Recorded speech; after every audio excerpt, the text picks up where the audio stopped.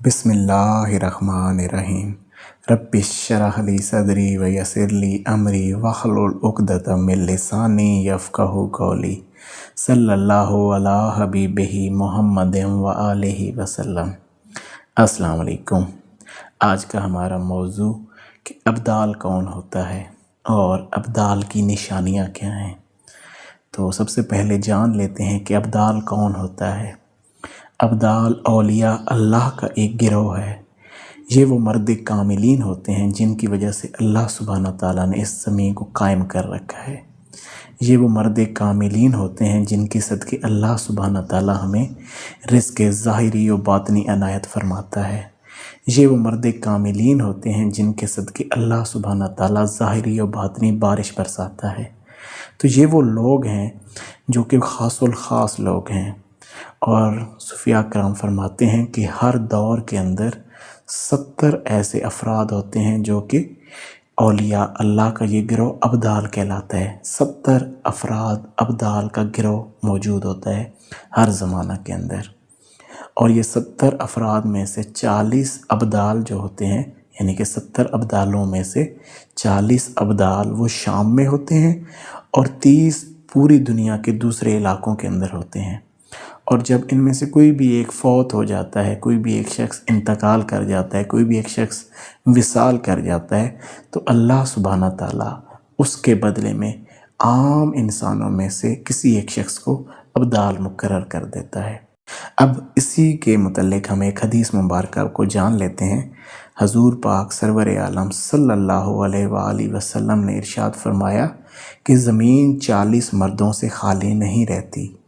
وہ حضرات خلیل الرحمن کی طرح ہیں، ان کے صدقے تم پر بارش برسائی جاتی ہے، اور انہی کے طفیل تمہیں مدد و نصرت نصیب ہوتی ہے۔ اور جب ایک فوت ہو جاتا ہے تو اللہ سبحانہ تعالیٰ اس کے بدلے اور مقرر فرماتا ہے۔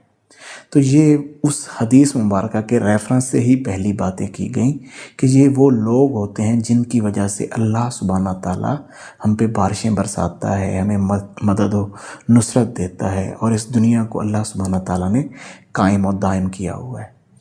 تو اب ہم جان لیتے ہیں کہ ابدال کی نشانیاں کیا ہیں، کہ ابدال کو پہچانا کیسے جائے، یا اگر کوئی ایک عام شخص ابدال بننے کی، اللہ کا ایسا دوست بننے کی چاہت رکھتا ہے کہ جس کی وجہ سے یہ دنیا قائم رہے، جس کے صدقے اللہ سبحانہ تعالیٰ رزق ظاہر و باطنی عنایت فرمائے، جس کے صدقے ظاہری و باطنی بارشیں برسیں، اگر کوئی بھی شخص ان معاملات میں آنا چاہتا ہے تو اگر وہ ان 10 نشانیوں کو جان لے گا اور ان خصوصیات و خصلتوں کو اپنے اندر پیدا کرنے کی کوشش کرے گا تو ضرور در ضرور اللہ سبحانہ تعالیٰ اس پہ بھی کرم نوازی کر سکتے ہیں۔ تو اب ہم جان لیتے ہیں کہ ابدال کی وہ 10 نشانیاں کیا ہیں۔ سب سے پہلی نشانی یہ ہے کہ اس کا سینہ صاف ہوگا۔ سینہ صاف سے مراد یہاں پر یہ ہے کہ اس کے سینے میں سے، کیونکہ ہم جس طریقے سے آپ کو لطائف کا بتا رہے ہیں، تو لطائف جو معاملات ہے اس کے ساتھ ایک بیماریاں جڑی ہیں ڈیفرنٹ آپ کے سینے کے اندر، شہوت، غصہ، حسد، کینہ، تکبر، لالچ وغیرہ وغیرہ، یہ ساری بیماریاں جو آپ کے سینے کے ساتھ جڑی ہیں، وہ ایسا شخص ہوگا جس کا سینہ پاک ہوگا، وہ ان تمام بیماریوں میں سے نکل چکا ہوگا۔ تو یہ ابدال کی پہلی نشانی ہے کہ اس کا سینہ صاف ہوگا۔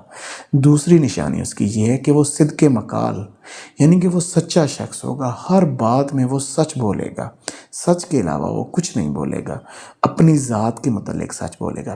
اولاً سب سے پہلے اپنی ذات کے متعلق سچ بولے گا، اور اگر پھر کہیں موقع ہوگا تو دوسروں کے متعلق بھی سچ بولے گا۔ نمبر 3، شدید مصائب کے اوپر وہ صبر کرے گا۔ جتنے بھی شدت کے مصائب اس کی زندگی میں اس کی ذات پر آ جائیں، وہ اس میں صبر کرنے والوں میں سے ہوگا۔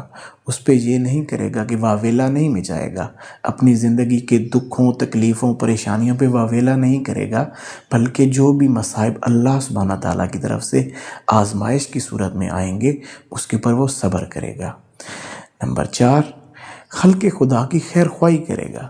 ہر لحاظ سے وہ یہ چاہے گا کہ اس کی ذات سے خلق خدا کو کچھ خیر مل جائے، اس کی ذات کی وجہ سے کچھ بھلا ہو جائے خلق خدا کا، یعنی کہ عام مخلوق کا وہ بھلا کرنا چاہے گا، اور سب سے بڑا جو بھلا وہ عوام کے ساتھ کرے گا وہ لوگوں کو اللہ کی طرف بلائے گا، کیونکہ یہی سب سے بڑی خیر خواہی ہے۔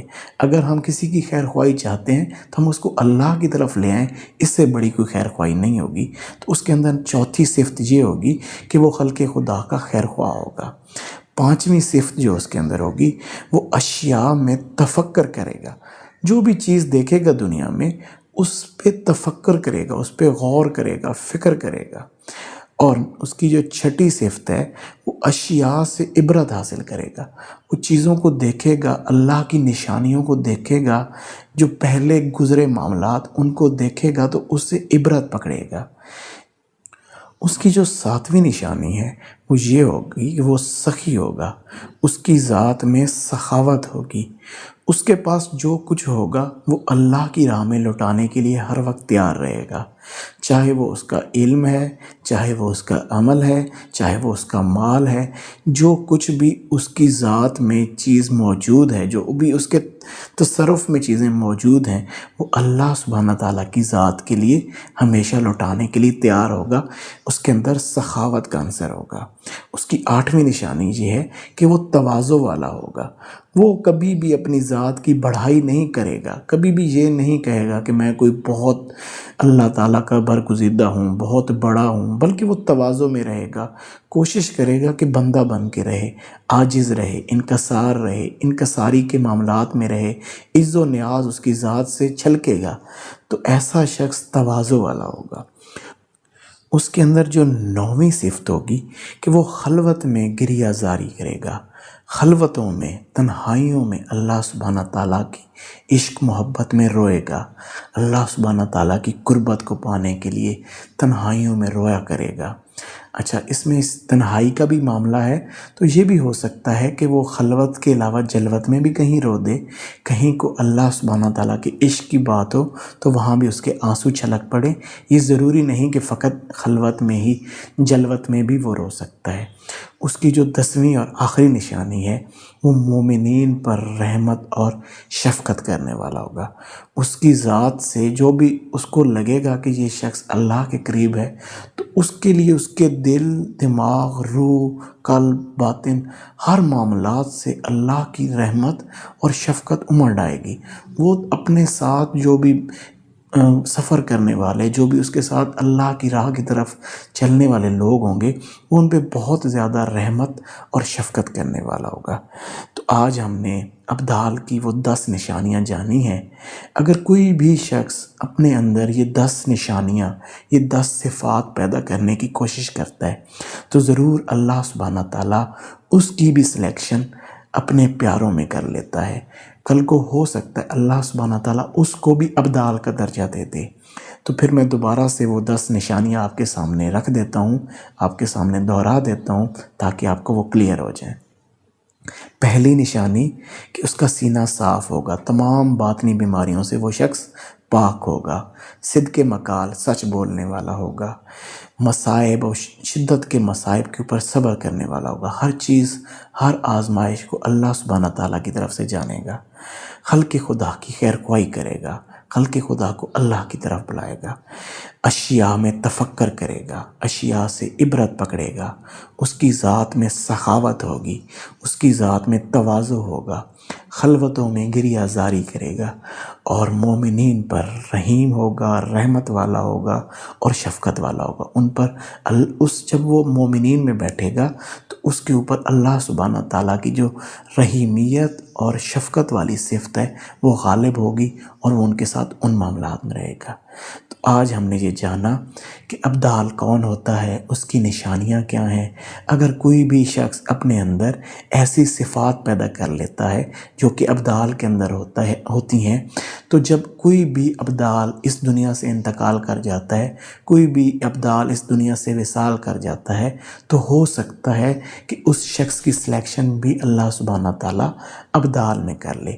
تو آج ہم نے جو کچھ سنا، اللہ سبحانہ تعالیٰ اس پر ہمیں عمل کرنے کی توفیق دے، اور اللہ تعالیٰ ہمیں ایسی خوبصورت صفات کو اپنانے کی بھی توفیق عنایت فرمائے۔